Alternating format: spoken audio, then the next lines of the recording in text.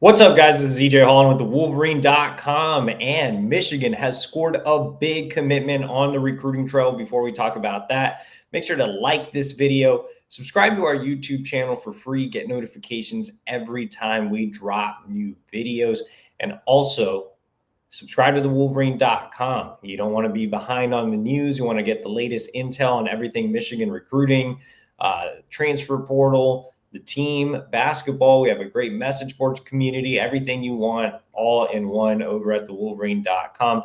Use the promo code UM1. That's $1 for 2 months over at the Wolverine.com. Again, get exclusive insider information all over at the Wolverine.com. All right, guys. So, like I said, Michigan just scored a big commitment on the recruiting trail. When I say big, it's a position of need, obviously the biggest most important position in football, and that's quarterback. And Michigan has landed their 2026 signal caller in top 100 prospect Brady Smigiel. Brady is a really interesting prospect. Before we dive into him as a player, this recruitment was really interesting. Michigan almost landed a commitment from him last summer. He was actually getting ready to make a visit to Michigan, and it looked like he was going to pull the trigger on that trip. Before he got on the plane, Brady Hart decided to jump in and commit. Of course, if you follow Michigan recruiting, you know that Brady Hart ended up eventually decommitting. He reclassified and he signed with Texas A&M. Around that time, Michigan also put up a big NIL deal and landed five-star quarterback Bryce Underwood in the 2025 recruiting class. While everything was happening with Hart and then the transition to Underwood, Brady Smigiel ended up committing to Florida State. He backed out of that pledge this winter, and new Michigan offensive coordinator Chip Lindsey decided to revisit Smigiel. Lindsey had actually recruited him at North Carolina. He went out to California a couple of times, saw Smigiel throw, got him on campus for the spring game. And at that point, Michigan was really down to Brady Smigiel or Nathan Bernhardt.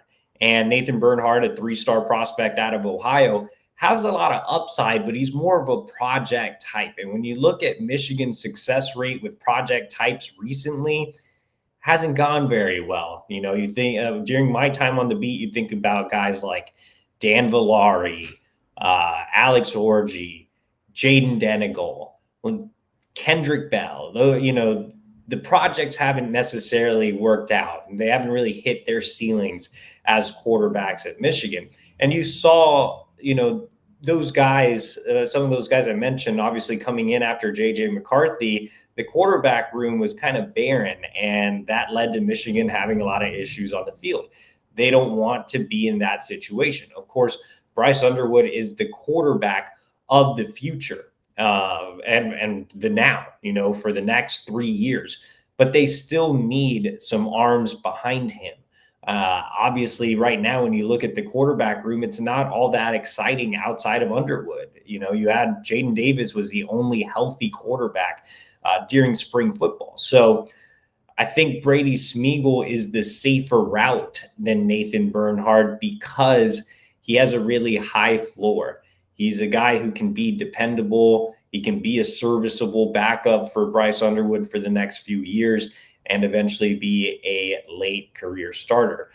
So, you know, like I said, Michigan was down to Smigiel and Bernhardt. They decided to go with Smigiel, more of the high floor guy, and Bernhardt ends up elsewhere. And it really just happened, you know, right after that spring game, they kind of made Smigiel the priority and said, hey, if you want this spot, you need to jump in. We have Nathan Bernhardt who wants to come in. Of course, Smigiel took that spot. Now, like I said, Smigiel is an interesting prospect in the sense that he was ranked very high early on. Some services even had him a 5-star. And when I think of Brady Smigiel, I kind of think of Jaden Davis in the sense that, like Jaden Davis, Smigiel is a guy who was probably ranked too high early on. He's a guy that operates in a system that allows him to excel much like Jaden Davis at the high school level. So you saw Jaden Davis put up big numbers, but his ranking kept dropping. And it's kind of the same with Smigiel. He puts up big numbers. He's in this system that allows him to excel. But at the same time, his ranking will continuously drop. He was one of the biggest droppers in the latest On3 rankings. He's now, I believe, at number 246. Now, where Smigiel kind of differs from Jaden Davis is he's taller. He has a better release. You know, you don't really see the wind up that you see with Jaden Davis.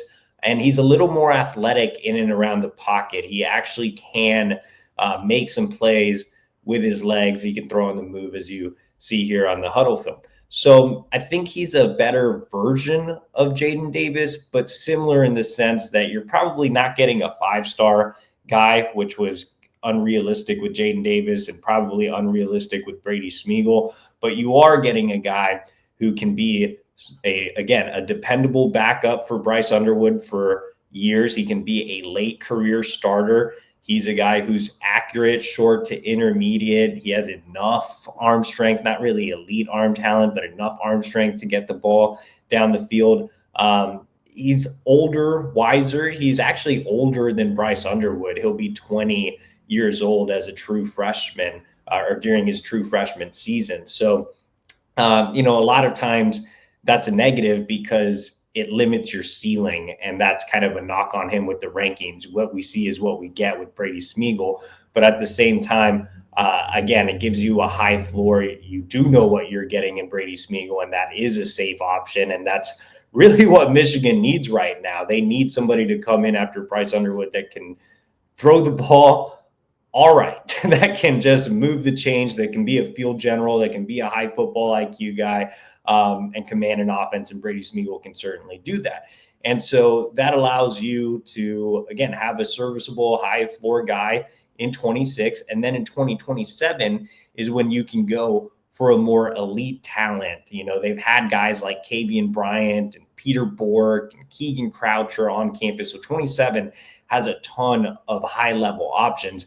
And then in 2028, of course, you have in-state recruit Donald Tabron, who projects as a future 5-star. So I don't think Brady Smigiel is necessarily the most exciting land in the world, but he's a big commitment in the sense that he's an important commitment because Michigan's quarterback room was left in such a poor state. So that is my kind of full summary of Brady Smigiel's recruitment and what he brings to the table, what you can expect from him.